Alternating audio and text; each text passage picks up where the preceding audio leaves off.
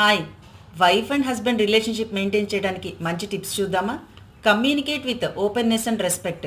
మీ పార్ట్నర్కి మీరేమీ చెప్పకుండా మీ మనసులోవన్నీ తెలిసిపోతాయని ఊహించుకోకండి. మీ అభిప్రాయాలు, అవసరాలు, ఆలోచనలు, వర్రీస్ అన్నీ క్లియర్గా, సున్నితంగా చెప్పండి.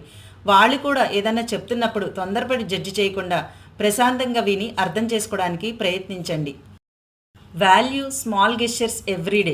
ప్రతిరోజు పెద్ద పెద్ద సర్ప్రైజ్ ఇవ్వాలనేం లేదండి. థ్యాంక్ యూ చెప్పడం, వాళ్ళు చేసిన పనులను మెచ్చుకోవడం, రోజువారీ చిన్న చిన్న విషయాల ద్వారా మీ ఎఫెక్షన్ని తెలియజేయడం, like a smile, a small hug and A caring word.